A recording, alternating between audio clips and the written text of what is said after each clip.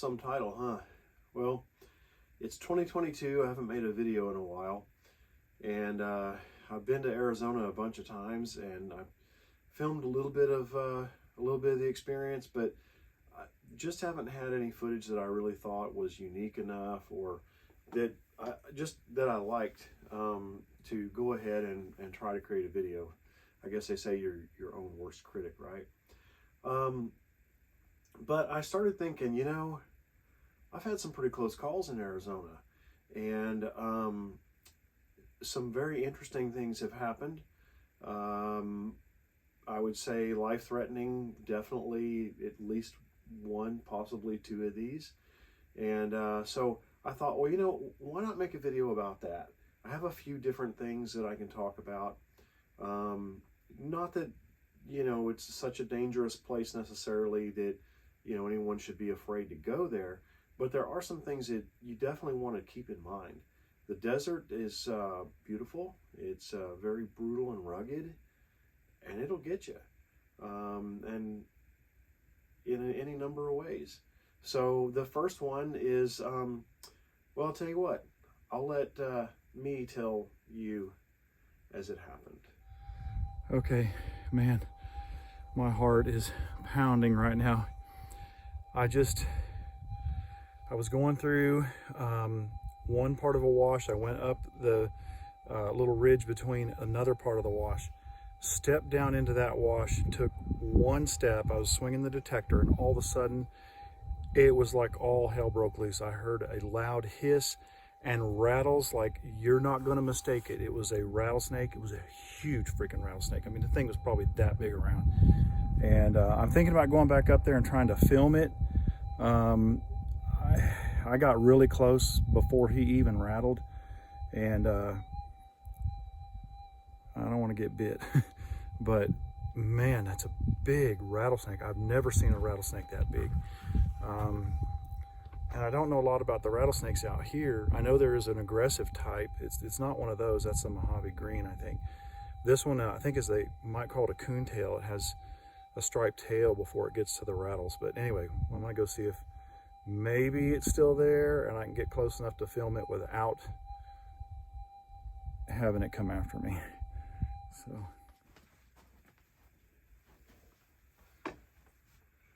Well, you can probably tell how excited I was. I mean, I had all that adrenaline. I wasn't even really sure exactly what happened. I knew the main point. And, but anyway, so I went and got my buddy Owen, and I told him we've got to go check the snake out. You know, we might be pushing 60 and you think we have some sense about us, but we're really still 14 mentally. So anyway, and I wanted Owen to see this thing so that he could see that I wasn't exaggerating about the size of it. So that's exactly what we did, and well, take a look. Okay. He's got his tail out. Yeah, he knows. He's definitely scenting us. All right, let me see here. Oh my God. Oh, that is a Western Diamondback. They call him a coontail out here. Maybe we can get a little closer and he won't chase us. No, they won't chase, but they'll stand their ground. But look at the size of that snake. He's already rattling, Owen. He's already rattling. Hear it? Yeah. Oh my gosh. That is a monster. And that's probably where he was. I came down, let me zoom the phone back out. I came down literally right up there. And right down. Oh my and God, stepped. that would scare the... See that white piece of quartz? Yeah. I stepped on that. And then all hell broke loose. And that's, I mean, look at the size of that snake. I've never seen one bigger, is that big. I've never seen... I mean, it's probably bigger than I was saying. Now we could throw a rock and see if he comes out and see how big he is, but you better be ready to run. Yeah, I don't... I mean, he would hit you. He would hit you up here. He wouldn't even forget snake boots. Yeah. That is a giant snake. And that tongue is just, he's sampling big time. He knows we're here. I'm gonna tell you, that scared the hell out of me. It would too, because as big as he is, although they say the big old granddaddies, normally they will tend to dry strike you. I don't want to take the first go around, but I mean, you don't even.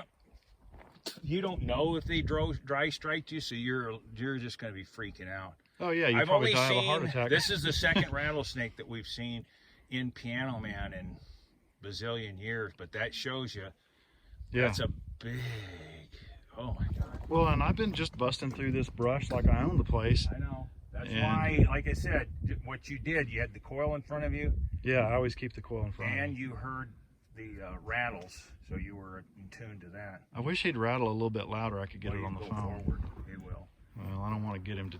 I don't want to. He won't come at you. You don't think so? No, not.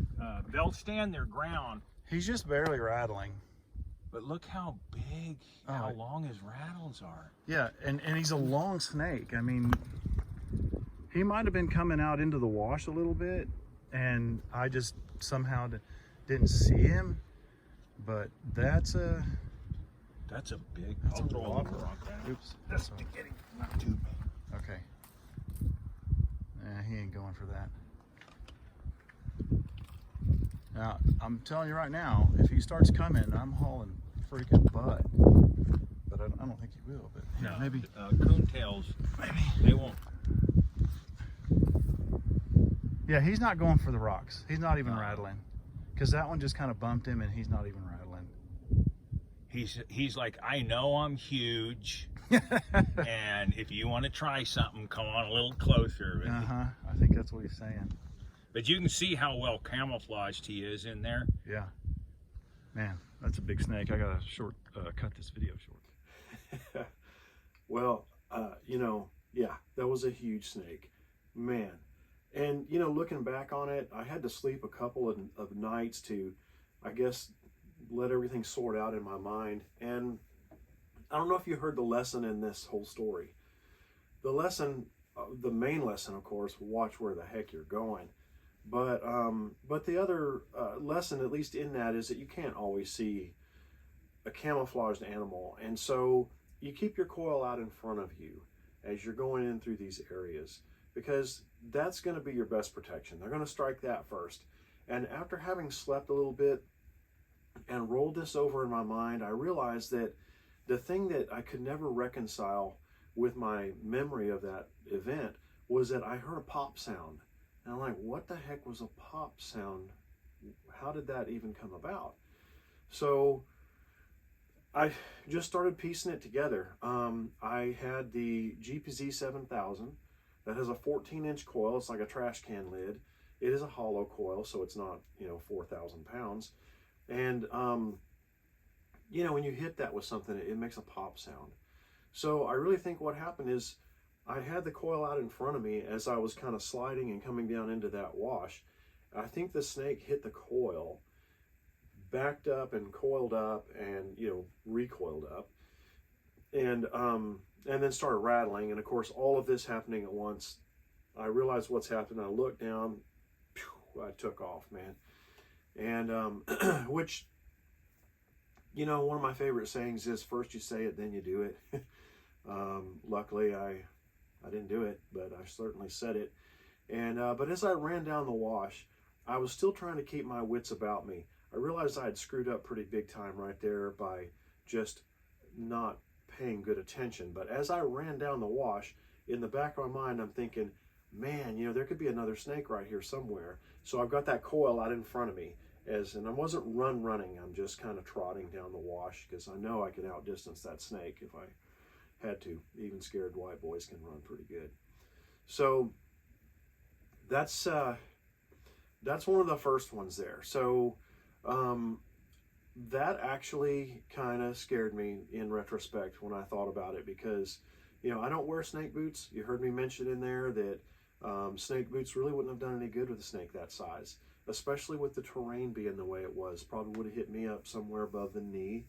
But in Texas here, I do wear snake boots quite a bit. I've also seen a lot of snakes that snake boots wouldn't matter. They're going to hit you above the knee. So, but they're better than nothing. They're certainly better than no protection. Another thing to consider is just protective equipment, just from the elements. I always carry my rain gear with me, or let me just say that I always take my rain gear to Arizona.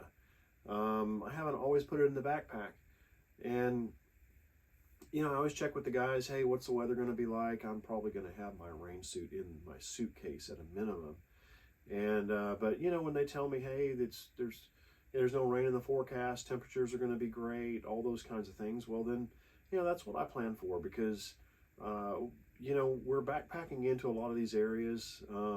They might not necessarily be terribly far,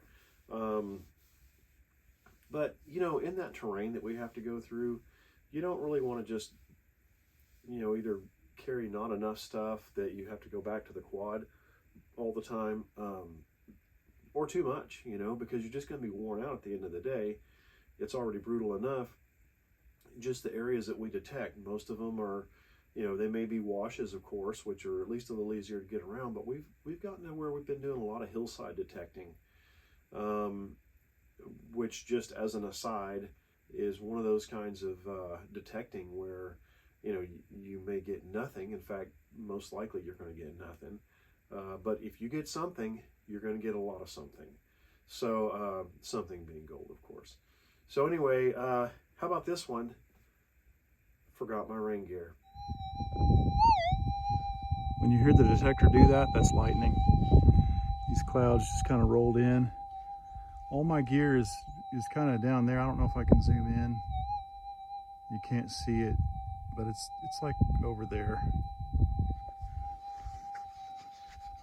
And I'm kind of trying to get over there to get my rain gear, and kind of detecting too, because I started finding some stuff which tells me people haven't really hunted here quite so much. I haven't found any gold yet though. Good thing I packed rain gear in my suitcase. We're getting pretty well soaked right now. If you can see all that rain. We're trying to get, there's a huge juniper tree down in this wash. We're trying to get down there, get under it. You heard of 3 blind mice? How about 3 drowned rats? Yeah. In the freaking desert. We had sunshine and no chance of rain. And before we could get off the side of the mountain and get underneath this gigantic juniper tree, which I can't even show how big it is on this screen, but anyway, we're soaked. It's going to be a fun ride back. Well, I'm sure if I dug around in my camera roll a little bit more, I could come up with some other interesting videos showing a lack of preparation, or just, you know, different wacky things that happen. You know, you really can't always plan for everything. You can put a lot of stuff in a backpack, and just as soon as, you know, you don't put in, who knows, some little, you know, fingernail clippers or something, I mean, you know, you're going to need them. And that's why my backpack, even when I'm loaded out fairly light, still weighs 4,000 pounds. You know, I've got all the lightweight gear, right? But you can add all that lightweight gear up and it's still heavy. Whatever. I do carry my SDC 2300 with me. I hunt with that mostly, but I have been using a GPZ 7000 a bit, and I've got a trip coming up here in about 6 weeks. Be mid-February time frame. So I'm really looking forward to that. You know, and I'm even looking forward to some wacky thing that will happen, just because, you know, that kind of keeps things in perspective, you know. And so anyway, I'm going to wrap this video up. It's getting a little bit long. Hope you guys have a good 2022. And I'll try to do more videos out there in the field. You know, I'll try to be a little more forgiving of my video faults, if you will. So, Happy New Year. Maybe we'll see you in Arizona.